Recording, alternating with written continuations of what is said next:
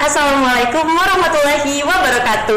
Hai everyone, balik lagi di podcast Bincang SMEA dengan aku Alika.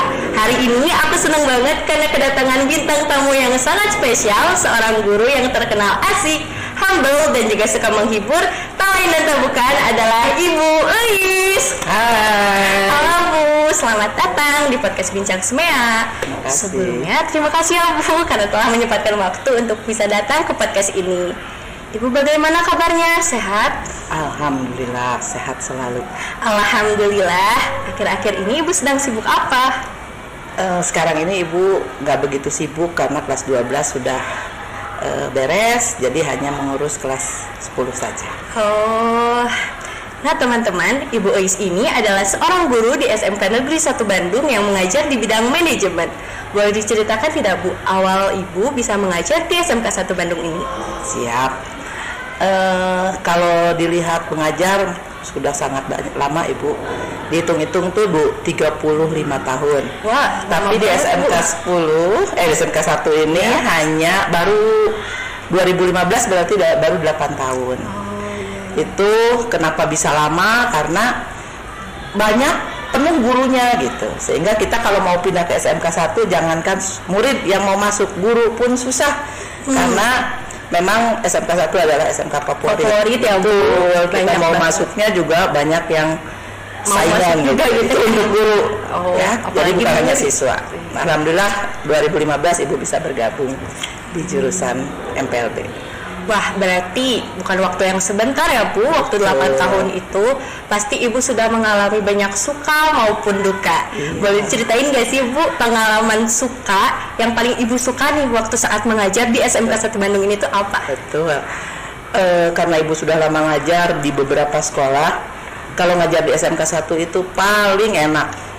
Anak-anaknya tuh dikasih tahu 1 kali, 2 kali sudah jalan. Kalau untuk praktek paling 3 kali mereka sudah jalan. Oh iya. Jadi tidak merepotkan.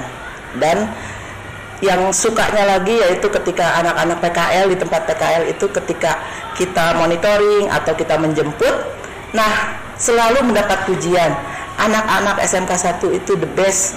Tidak susah disuruh, cekatan, disiplinnya tinggi. Nah, itu satu kebanggaan. Senang gitu ngajar anak-anak yang punya karakter seperti itu.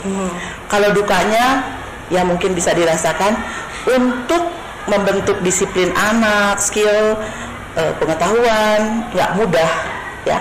Jadi ya itu, pergi pagi pulang sore. Tapi duka itu akan terbayar dengan keberhasilan dan kesuksesan anak-anak. Wah, anak-anak sukses juga karena berkat Ibu. Amin. Oh iya Bu, kalau misalkan kesulitan apa yang Ibu hadapi pada saat akan mengajar dan bagaimana Ibu cara mengatasinya? Kalau Ibu sekarang itu sudah tidak merasa kesulitan ya Neng. Kenapa? Karena mungkin sudah pengalaman mengajar bertahun-tahun, lalu Ibu khusus di bidang tentang manajemen perkantoran ini. Tapi dengan perubahan-perubahan ya kita harus menyesuaikan. Awalnya mengajar itu tidak harus pakai yang digital. Kalau sekarang mau ngajar harus menyiapkan dulu videonya, membuat bahan ajarnya dalam bentuk PPT, Canva dan macam-macam. Tapi alhamdulillah makin digali makin banyak ilmu yang mungkin bisa Ibu ambil juga. Oh baik Bu. Baik, ke pertanyaan selanjutnya. Dikabarkan Ibu Eis ini mendapatkan penghargaan peringkat 3 sebagai wali kelas terbaik. Wow. Betul. Di tahun ini ada apresiasi dari anak-anak yang menyampaikan bahwa Ibu tuh sebagai peringkat 3 wali kelas terbaik di SMK 1. Kalau Ibu telaah mungkin ini karena anak-anaknya itu kebetulan Ibu sekarang wali kelas 10, jadi mereka itu mungkin mendapatkan orang tua yang mau belajar gitu. Ya. Kalau selama ini Ibu wali kelas tuh kelas 12, jadi mereka itu sudah fokus untuk belajar. Tapi nggak tahu juga tuh alasannya apa anak-anak memberikan prestasi. Tapi alhamdulillah Ibu bersyukur sekali, yang dimana Ibu 2 tahun lagi mau pensiun dapat penghargaan, itu satu kebanggaan. karena ibu tuh orangnya asik Bu, makanya anak ibu nyaman. Iya, bisa jadi. Ibu juga kan udah melewati banyak kurikulum lah Bu, 8 tahun mengajar, termasuk kurikulum Merdeka ini. Menurut Ibu, pendapat Ibu nih, bagaimana dengan kurikulum Merdeka ini? Apakah jauh lebih efektif atau bagaimana? Di 8 tahun mengajar di SMK 1 ini memang Ibu baru 2 kali mengalami perubahan kurikulum. Sebelumnya kita bermacam-macam kurikulum. Kurikulum 2013 dan sekarang beralih ke kurikulum Merdeka. Menurut pengalaman Ibu, itu sebenarnya nggak ada berbeda. Tidak berbeda secara prinsip, hanya caranya saja yang berbeda.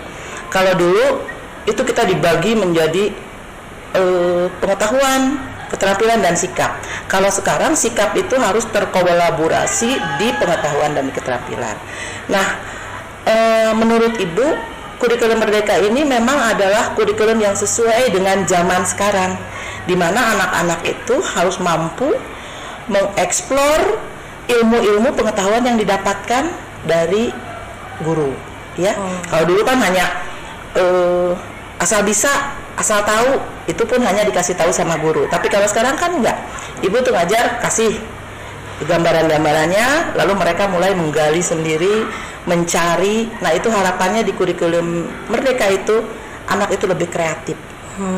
Betul. Benar-benar. Nah Bu, ngomongin soal kurikulum Merdeka, pastinya anak-anak itu didorong untuk bisa public speaking. Betul. Ngomong-ngomong soal public speaking, seberapa penting sih peran public speaking di bidang manajemen ini? Nah, ya. Nah, kebetulan di SMK 1 di kurikulum Merdeka ini ada mata pelajaran pilihan, yaitu tentang public speaking yang nanti akan masuk ke dalam konsentrasi keahlian MPLB di kelas 11 semester 1, 2, 3, 4, 5, 6 sampai kelas 12.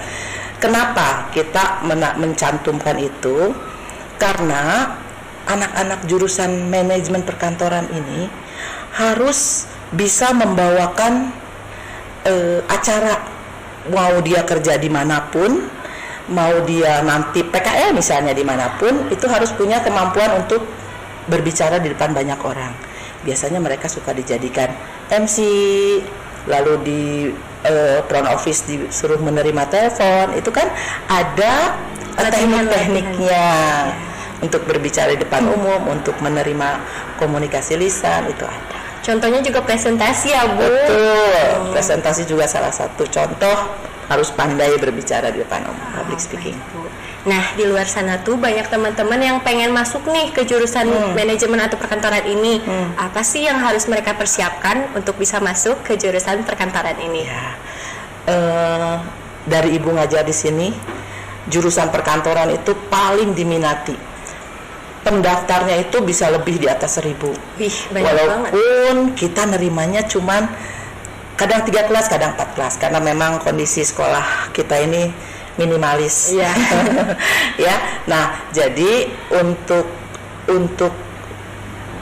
anak-anak atau alumni SMP yang ingin sekolah bergabung di SMK Negeri 1 Bandung, khususnya jurusan perkantoran, itu intinya kenali dulu manajemen perkantoran itu apa. Karena kita sekarang gampang ya cari. Ya, banyak. Apa?